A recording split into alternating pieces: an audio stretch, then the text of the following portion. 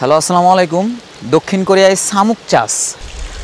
তো অলরেডি আমার শব্দ শুনে বুঝতে পারছেন যে দক্ষিণ কোরিয়াতে আপনার শামুক চাষ করা হয়। এই যে আমার পাশে দেখেন ক্ষেতের মতো এখানে শামুক চাষ করতেছে।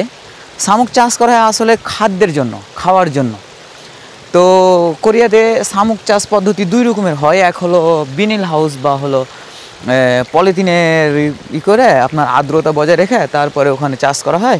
আর হলো যে এরকমভাবে আপনার আমার পাশে দেখা ক্ষেতের মতো এভাবে চাষ করা হয়। তো কোরিয়াতে হয় কি, এখানে ঝিনুক চাষের পদ্ধতি যেগুলো আমার দেখে মনে পড়লো সেগুলো দেখে মনে পড়লো, সেখানে হলো কি এখানে যে প্রতিটা জায়গাতে আপনার হলো ঝর্ণা সিস্টেম করে রাখা আছে।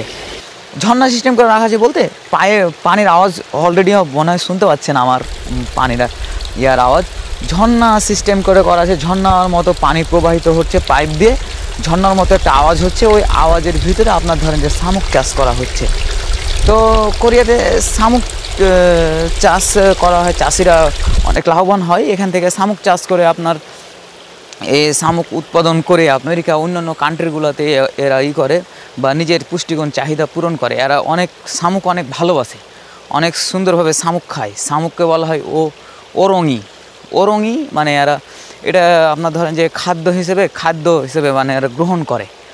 তো কোরিয়াতে ধান চাষের পাশাপাশি এরা শামুকও অনেক চাষ করে। অনেক চাষি আছে বাইরের দেশ থেকে কর্মীও নিয়ে আসায়, কর্মী নিয়ে এসে নিয়মিত এরা কাজ করে, এই শামুকের পিছনে করে শামুক চাষ করে।